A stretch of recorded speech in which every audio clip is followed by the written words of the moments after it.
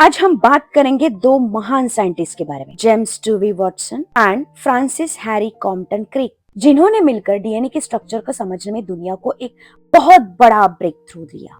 Welcome to the channel Biomet, mentoring with care. First of all, we will go through this question. The entire body of molecular biology was a consequent development with major contributions from which scientists? First, Watson, Crick, Nirenberg, Khurana, Kornbergs, father and son, Benzer, Monod, Brenner. आइए आज के session की शुरुआत करते हैं एक question के साथ। When James Watson and Francis Crick first met at Cavendish Laboratory in 1951, Watson was only 23 years old. At that historic moment of their first meeting, what was the age of Francis Crick? मतलब ये दोनों जब एक दूसरे को मिले ना, at that time Watson की एज थी 23 ईयर। तो मैं पूछ रही हूँ आपको, एट दैट टाइम क्रिक की एज कितनी थी? क्वेश्चन समझ में आया है? Yes, answer is 35 years old. Yes, it is given in NCERT only. ये क्वेश्चन कुछ नया नहीं है, एनसीईआरटी में इसका आंसर दिया है। देखिए, 1928 को जन्म हो रहा है वॉटसन का, 1916 को जन्म हो रहा है फ्रांसिस का, तो दोनों के बीच में जो एज डिफरेंस है वो 12 इयर्स का। जब वॉटसन 23 इयर्स के थे तो प्लस 12 करो। तो आइए पढ़ते हैं अबाउट वॉटसन एंड क्रिक। सबसे पहले हम शुरू करते हैं वॉटसन के साथ। जेम्स वॉटसन का जन्म हुआ Chicago in 1928, 6 April. In 1947 he received BSc degree in zoology. बचपन से ही उन्हें बर्ड्स देखने का शौक था, लेकिन धीरे धीरे उनकी इंटरेस्ट जेनेटिक्स की तरफ बढ़ गई। बाद में वॉटसन को इंडियाना यूनिवर्सिटी में ग्रेजुएट स्टडी के लिए फेलोशिप मिली, जहां उन्होंने बैक्टीरियोफेज मल्टीप्लिकेशन पर एक्सरे के इफेक्ट पर रिसर्च की। इसी रिसर्च पर उन्होंने 1950 में पीएचडी डिग्री कंप्लीट की।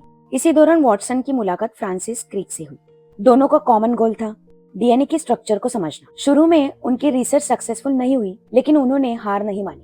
उन्होंने और ज्यादा एक्सपेरिमेंटल एविडेंस और साइंटिफिक लिटरेचर को स्टडी किया। आखिरकार मार्च 1953 में उन्होंने डीएनए के डबल हेलिक्स स्ट्रक्चर का प्रपोजल दिया, जो बायोलॉजी की हिस्ट्री में एक रिवोल्यूशनरी डिस्कवरी बनी। Their first serious effort was unsatisfactory. Their second effort based upon more experimental evidence and better appreciation of nucleic acid literature resulted early in March 1953 in the proposal of complementary double helical configuration, जो biology की history में एक revolutionary discovery बनी। आइए थोड़ा क्रिक के बारे में जानते हैं। फ्रांसिस क्रिक का जन्म 8 जून 1916 को नॉर्थहैम्पटन, इंग्लैंड में हुआ था। उन्होंने यूनिवर्सिटी कॉलेज लंदन से फिजिक्स में बीएससी की डिग्री 1937 में हासिल। बाद में उन्होंने एक्सरे डिफ्रैक्शन पर रिसर्च की और 1954 में अपनी पीएचडी डिग्री कंप्लीट की। A critical influence in Crick's career was his friendship with JD Watson, जो कि 23 इयर्स ओल्ड थे। एट दैट टाइम तुम्हारे जो क्रिक है वो 35 इयर्स के थे। जब वॉटसन 23 इयर्स के थे तो ऑब्वियसली क्रिक 35 इयर्स के थे। उनकी डिस्कवरी ने डीएनए की रेप्लिकेशन और जेनेटिक इंफॉर्मेशन के ट्रांसफर को समझने में बहुत मदद की। Francis Crick was elected as fellow of Royal Society, that is FRS in 1959। Crick और वॉटसन की फ्रेंडशिप और कोलैबोरेशन ने साइंस की दुनिया को एक नई डायरेक्शन। उनकी इस अमेजिंग डिस्कवरी के लिए उन्हें कई बड़े अवार्ड्स मिले। इन 1959 को उनको जो अवार्ड मिला था वो था John Collins Warren Prize of Massachusetts General Hospital. In 1960 they got award, that is Lasker Award. They received Research Corporation Prize in 1962.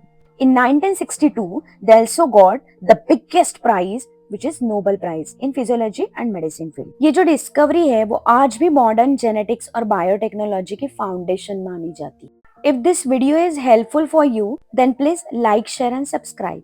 Biomed, mentoring with care.